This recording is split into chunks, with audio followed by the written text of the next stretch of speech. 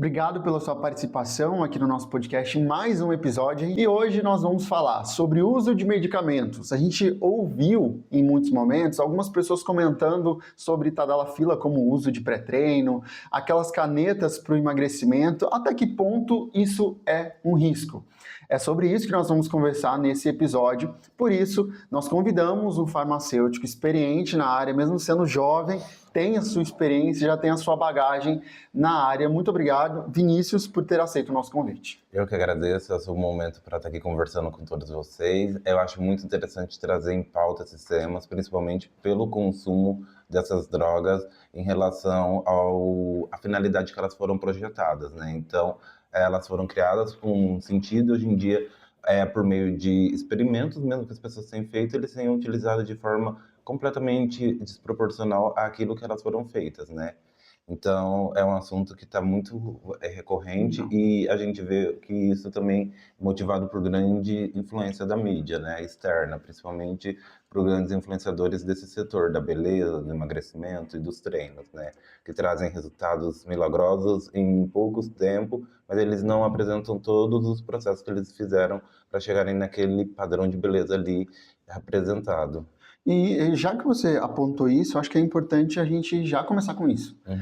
Você acha que é preocupante esses influencers que divulgam esse emagrecimento milagroso, que esse corpo perfeito? Você acredita que é um risco isso? Porque cada corpo se adapta de forma diferente. Você acha que isso é um risco, eles trazerem essas informações e realmente não serem informações precisas? Então, primeiro a gente precisa entender que todo medicamento eles agem como se fosse uma chave e uma fechadura, né? E aí eles vão estar produzindo efeitos do corpo simulando efeitos biológicos ou impedindo que esses efeitos biológicos aconteçam. Entendido isso, a gente começa a entender o porquê dessas influenciadores e desses produtores aí de conteúdo digital que estão dentro da saúde incentivarem tanto o uso dessas drogas e desses medicamentos. Primeiro, porque eles são bonificados indiretamente, existe muita parceria da indústria farmacêutica com essas pessoas, com profissionais da saúde, e existem incentivos financeiros dentro desse setor. E isso não é novidade para ninguém, até porque não é uma prática proibida. O que se torna muito cinza é o fato de que a gente pega uma pessoa que trabalha ali 12 horas por dia, que ela tem uma rotina alimentar completamente diferente, tentando chegar no mesmo padrão estético que outra pessoa que tem uma outra rotina, que tem uma outra vivência e que também tem outros profissionais ali para assessorar ela, né? Diferente de muitas das pessoas que veem ali uma influenciadora falando, eu fiz uso da Ozempic, fiz uso dessas canetas emagrecedoras, mas posteriormente ela não mostra que ela fez isso baseado numa consulta com o endocrinologista, ela está com os exames em dia, então ela faz de forma segura, diferente de muitas das pessoas que vão fazer uso dessas canetas de forma completamente insegura, sem procurar um profissional médico, sem fazer exames de rotina e sem seguir protocolos que já são padronizados. Isso é uma problemática muito grande mesmo, porque recentemente saiu uma reportagem da Rede Globo comentando sobre pessoas que ficam até meses sem se alimentar de legumes e verduras por não terem recurso dentro de casa. Aí a gente apresenta essa outra realidade. É importante a gente trazer isso como informação. Mas outro ponto que tem ganhado repercussão, até mesmo nas redes sociais e pela mídia, é o uso de Tadalafila com outro objetivo e não seu. O que a gente está vendo, jovens utilizando o Tadalafila como pré-treino para melhora da sua execução na academia.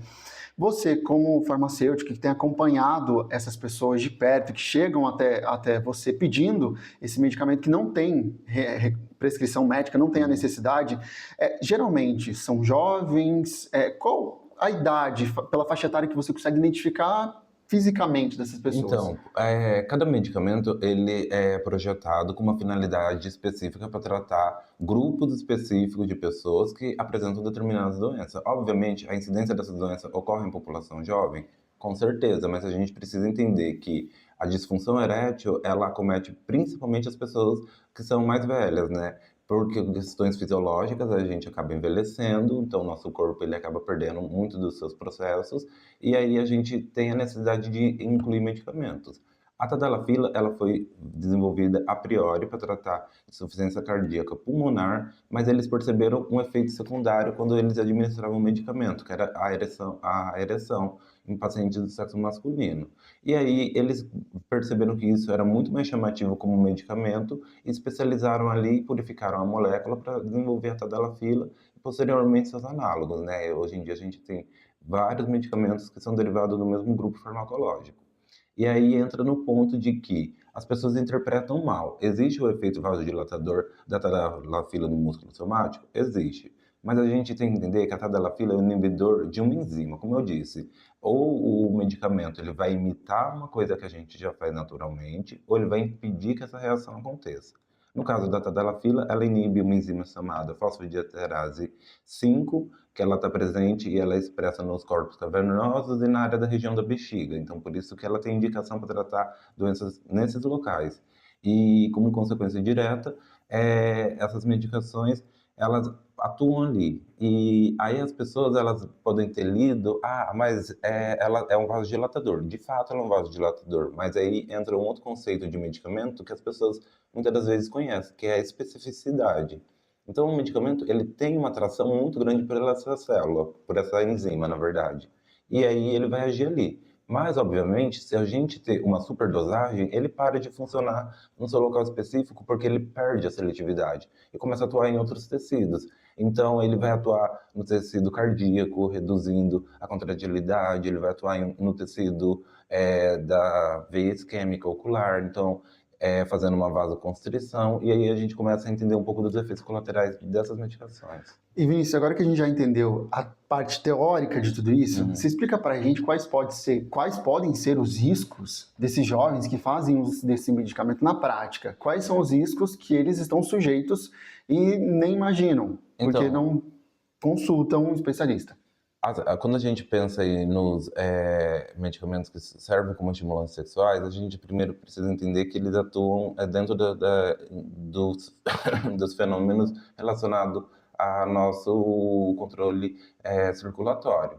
Então, o uso dessas medicações já se inicia ali, alterando como a gente vai ter algumas reações. Exemplo, reações muito comuns do uso dessas medicações é dor de cabeça, rubor facial, como fala, ele interage com medicamentos antihipertensivos, pode levar a situações de hipotensão muito grave, em que a pessoa tem uma queda muito repentina da pressão. Então, esses são os efeitos colaterais que acontecem em grande parte. E aí entra um ponto também. Efeito colateral está relacionado a todos os medicamentos, mas existe uma coisa chamada incidência. Não é porque está descrito na bibliografia que existe um efeito colateral que de fato ele vai acontecer. Mas quando a gente pega e multiplica isso, antigamente a gente tinha 100 mil pessoas utilizando o tadalafila, agora a gente está falando de um cenário em que 500 mil, 600 mil, hipoteticamente, estão fazendo uso da medicação. Aumenta a incidência de efeitos colaterais mais graves. E pensando na tadalafila em específico, em altas dosagens, ela pode levar à perda de visão, porque ela causa isquemia, ela pode levar a problemas renais, e isso sem contar a interação, porque muitas das pessoas que estão usando a tadalafila faz uso de anabolizantes, e aí a gente precisa entender que a associação desses medicamentos sem a supervisão médica é muito perigosa porque existem interações. E agora que a gente já conseguiu entender essa questão de quais são o que realmente pode acontecer caso a pessoa use sem recomendação médica, que não seja apropriada para a pessoa, de forma geral, muitos medicamentos não precisam de prescrição médica, não precisa de nenhuma receita. Isso para você, como farmacêutico, você acredita que isso é uma problemática? Por exemplo, a tadalafila, qualquer pessoa pode chegar numa farmácia e poder comprar ela. Isso é uma problemática? Então, depende muito da forma que é orientado, né? Então, antes de qualquer coisa, toda farmácia ela existe a presença de um profissional farmacêutico e ele está ali justamente para apresentar informações. E a gente também tem que considerar que o nosso sistema de saúde, de maneira geral, público e particular, não tem acesso para todas as pessoas. E muitas das vezes elas recorrem à farmácia em busca de medicação. E aí entra muitos pontos de confusão mesmo dos usuários de medicamento. Exemplo, eles entendem que, fiz o tratamento agudo para uma situação, e aí depois eles querem continuar usando o medicamento de forma profilática para evitar que tenha essa situação novamente, sendo que não foi dessa forma que foi prescrito a priori. Então, existe muita confusão da forma que eles utilizam o medicamento, existe muita desinformação e as pessoas insistem nisso. Essa questão do medicamento ser ou não ser controlado, ela interfere não exatamente na compra, mas ela interfere no fato de que a pessoa usa o medicamento, ela vai lá e pede no balcão da farmácia e não existe a necessidade de apresentação e retenção de receita. Então, muitas das vezes, é comercializado sem saber exatamente a finalidade, né, do paciente. E você acha que falta legislação a respeito disso? Então, Brigando ou realmente deixando claro o que deveria ser feito?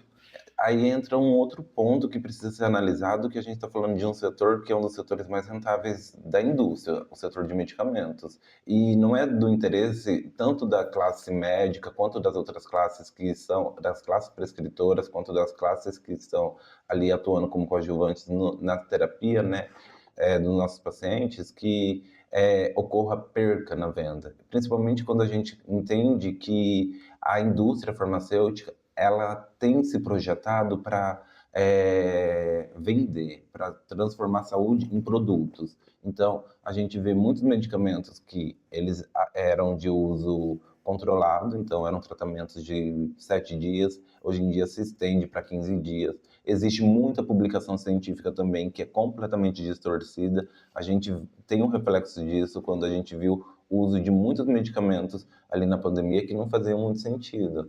E aí isso foi um momento muito crítico dentro da própria comunidade científica e das pessoas que trabalham com medicamentos, porque foi passada muita desinformação. E esse fenômeno tem se repetido e ainda mais num contexto, né, em que a gente tem inteligências artificiais que trazem informações completamente erradas, a gente tem influenciadores que trazem informações completamente distorcidas para benefício próprio, a gente tem profissionais da saúde que se renderam a essas tendências e também promovem esses usos irracional de medicamentos. Então a gente está falando de um contexto social, mas também de uma questão de saúde muito grave que é muito negligenciada por motivos econômicos, entende? E recentemente eu estava vendo uma psicanalista, eu acredito, comentando que uma determinada empresa entrou em contato com ela para que ela parasse de falar que aquele certo medicamento era ruim. Então, realmente, a indústria farmacêutica ela tem um poder muito grande. E sabendo disso, segundo uma pesquisa do Instituto Brasileiro de Defesa do Consumidor, o IDEC, cerca de 78% dos brasileiros, eu espero que quem esteja nos assistindo não, usam medicamento, se automedicam. Além disso, na experiência que você tem, quais são os principais perigos das pessoas terem esse hábito? Estou com uma dor de cabeça, tomo um dipirona. Estou com isso, tomo aquilo outro. Quais são os perigos da pessoa que faz uso de medicamento sem uma prescrição médica, sem realmente saber o que ela tem?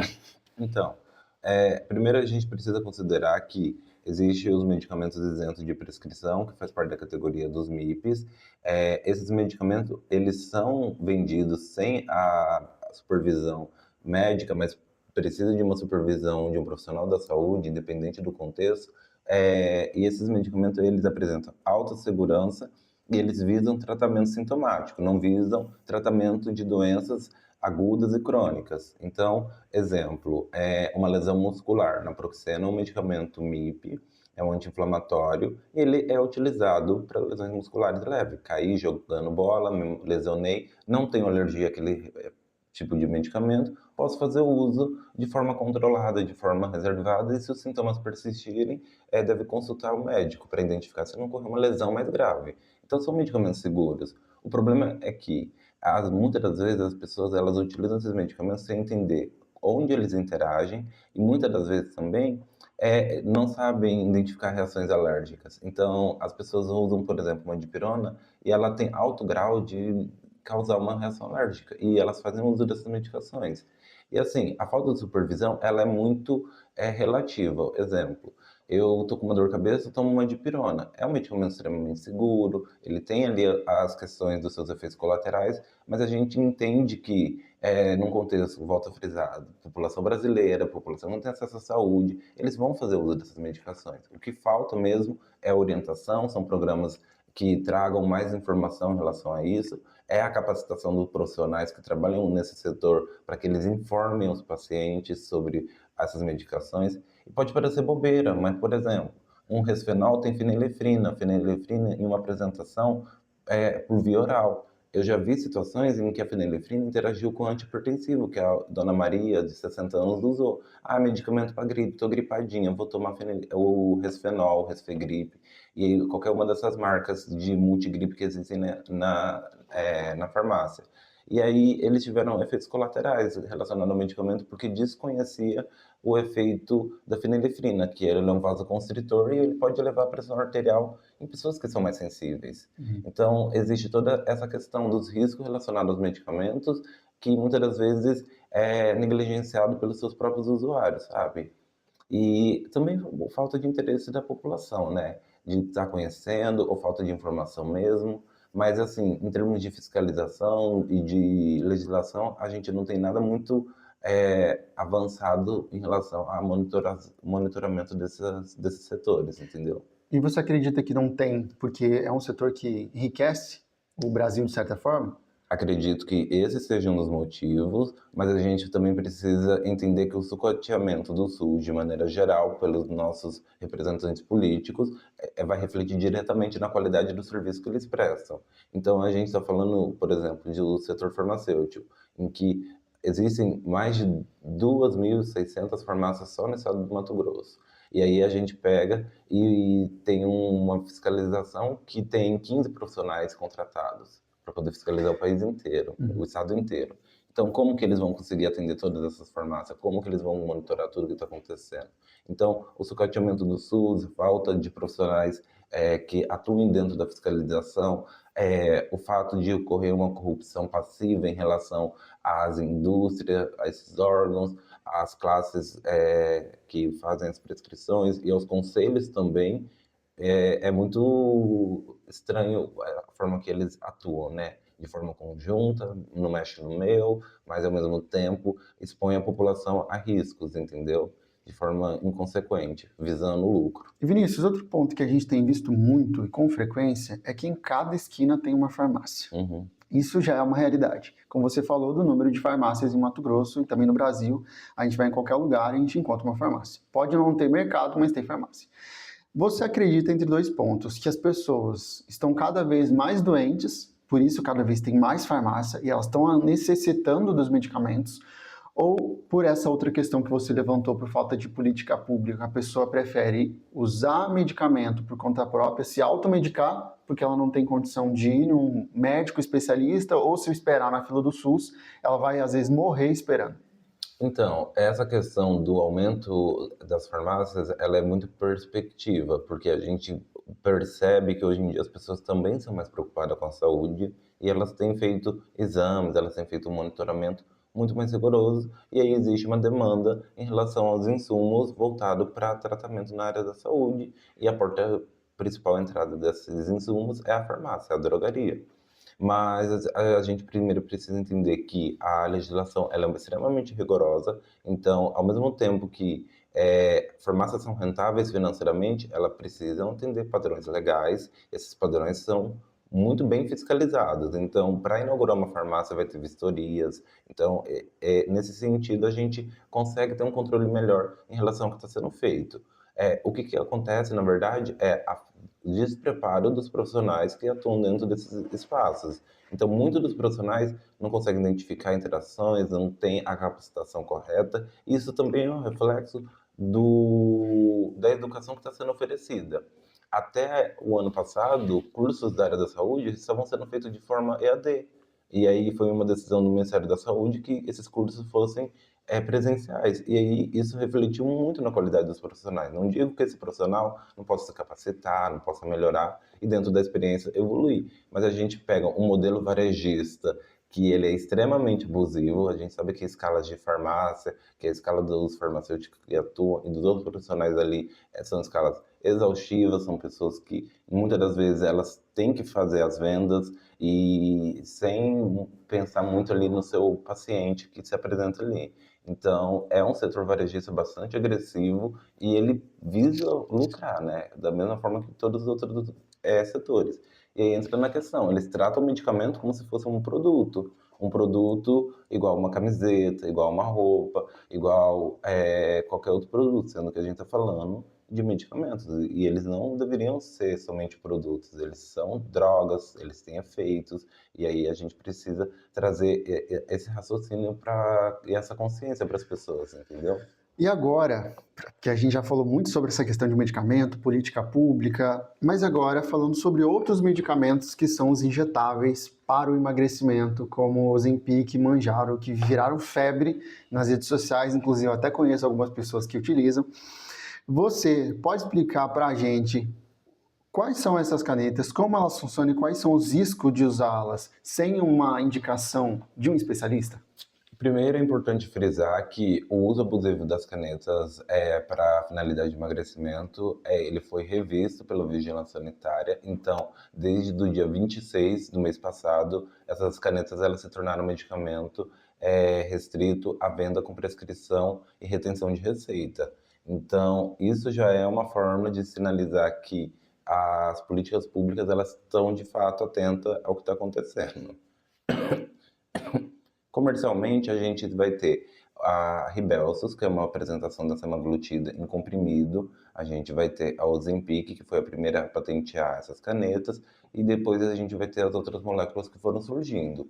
Esses medicamentos eles atuam no nosso centro da fome. Então, eles, como eu disse, eles inibem que algo aconteça. Eles inibem a secreção do glucagon, que é o nosso hormônio que aumenta a quantidade de glicose do sangue e aumenta os efeitos e potencializa os efeitos da insulina.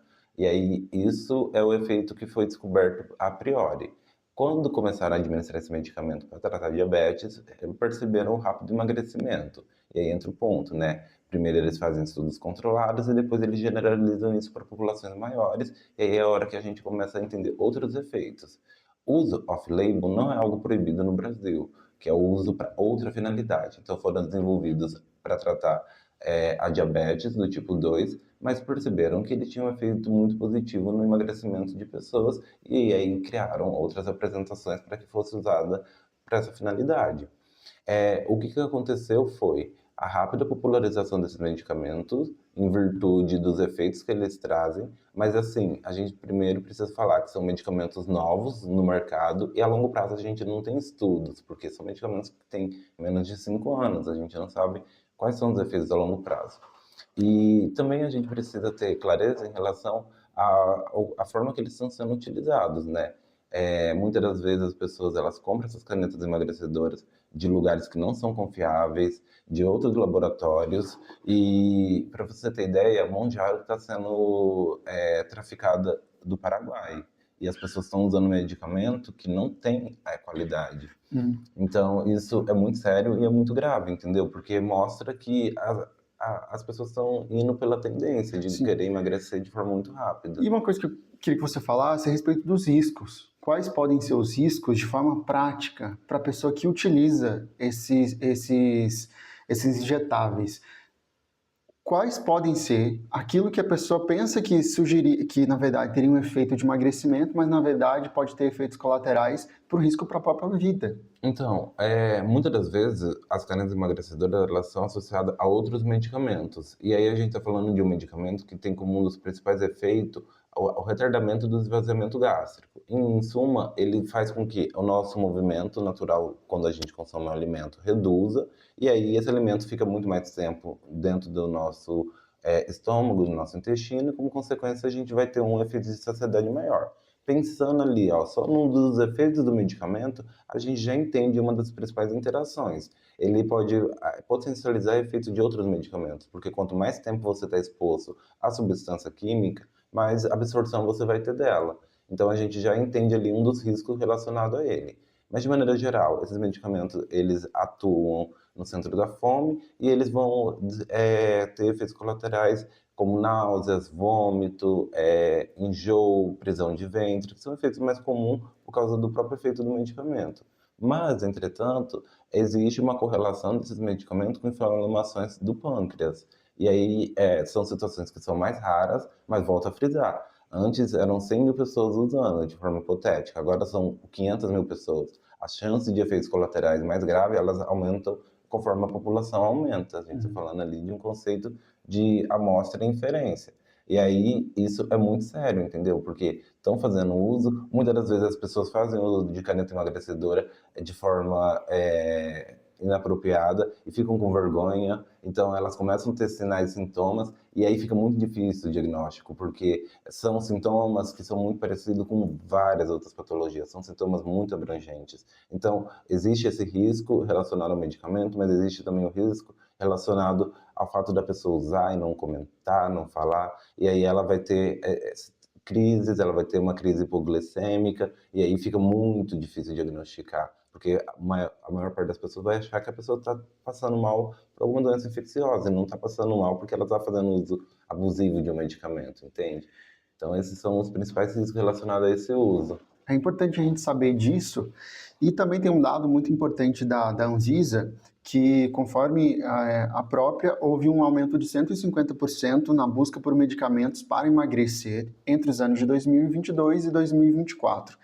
Como, na sua visão, isso impacta o sistema de saúde que nós estamos conversando até o momento, tanto em relação aos efeitos adversos, quanto uma cultura que já se instaurou na solução rápida do emagrecimento? Então, quando a gente pensa sobre emagrecimento, a gente precisa pensar de forma multidisciplinar, não é só o medicamento que vai estar atuando. Inclusive, essa é uma das principais críticas em relação à comunidade médica ao uso das canetas emagrecedoras. Por quê? Muitas das vezes as pessoas fazem uso delas, mas elas não entram em dietas, não param de consumir bebidas alcoólicas, fazem um uso completamente indevido, porque eles entendem que só o medicamento é o suficiente, sendo que não. É necessário ter o acompanhamento de um psicólogo, muitas das vezes a pessoa ela come porque ela tem impulsividade alimentar, muitas das vezes é preciso um educador físico para que ela entre em uma rotina de exercício e que ela se mantenha. O medicamento ele vem com a finalidade de ser uma muleta para ser o suporte, mas ele não é o tratamento completo. O tratamento completo envolve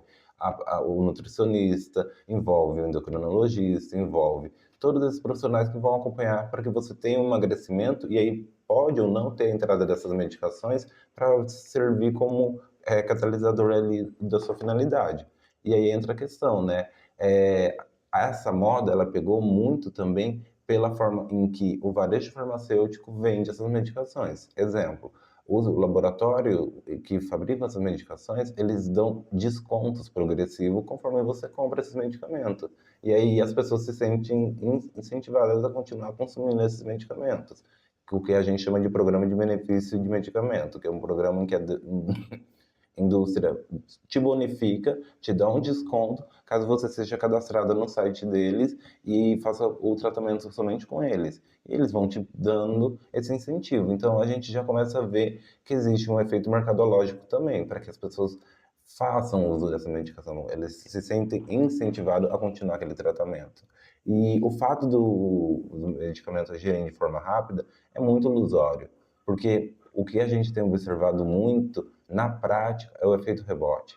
Então a pessoa faz o uso das canetas, ela perde 20, 30 quilos, mas depois de um tempo não consegue, às vezes por questões financeiras, permanecer com o tratamento, ou às vezes começa a ter muito efeito colateral e interrompe o tratamento na metade, e aí depois disso ela tem um efeito rebote e já foi evidenciado cientificamente que muitas das vezes a pessoa ganhou mais peso do que ela perdeu depois de cessar o tratamento com essas canetas emagrecedoras. Então é uma situação em que a gente está chegando num lugar cinza, né? Em que as pessoas vão usar, infelizmente, querendo ou não, elas vão usar essas medicações, e aí o que a comunidade da saúde tem feito? Tem se adaptado a essa nova realidade. Para ter ideia, um estudo da BBC recentemente pegou e mostrou que a dona num desses grupos que produzem muitos alimentos, eles vão criar alimentos específicos para pessoas que usam essas medicações. Então, a indústria está se adaptando à nova realidade. E essa realidade, ela chegou e ela não pretende ser transformada. E agora, porque a gente já falou sobre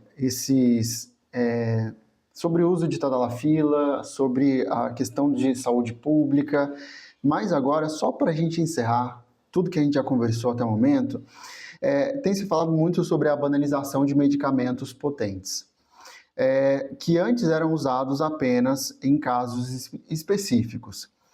Por que isso está acontecendo, conforme a sua opinião, com tanta força e o que pode ser feito para conscientizar a população do uso racional de medicamentos? Eu queria que você explicasse isso de forma muito prática e objetiva. Porque realmente as pessoas, no seu consentimento, na sua ideia, têm usado de forma banal certos medicamentos e o que deveria ser feito como solução.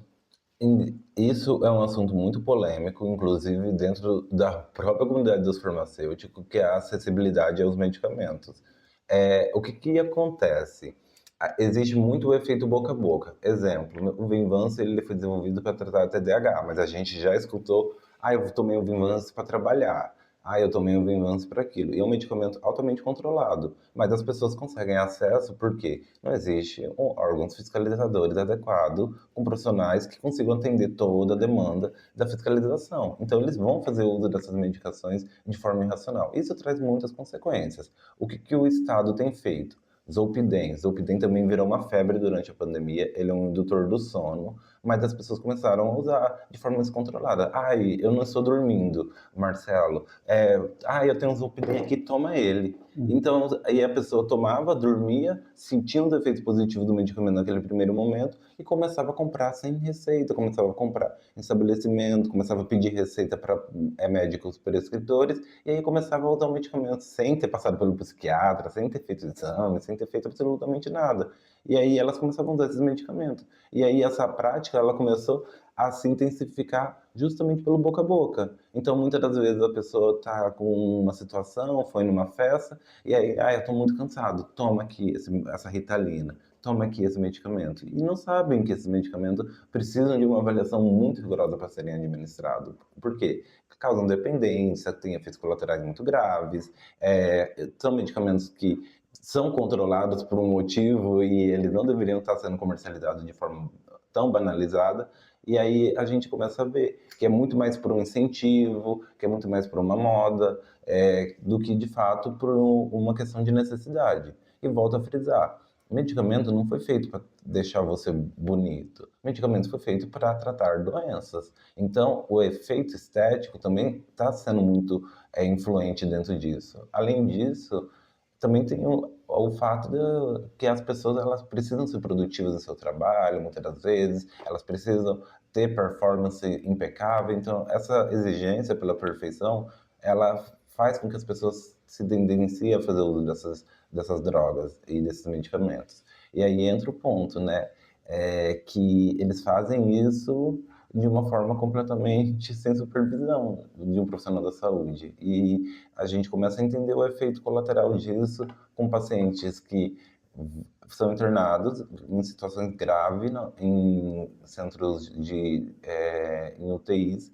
e por overdoses, por insuficiência renal, porque esses medicamentos eles vão agir nesses locais. Então, por exemplo, você começa um tratamento com um psiquiatra, você vai ter a troca do medicamento se você não se adaptar, você vai ter alterações das dosagens, você vai ter o acompanhamento do profissional da saúde, vai ter exame de rotina para entender se o seu corpo está se adaptando ou não.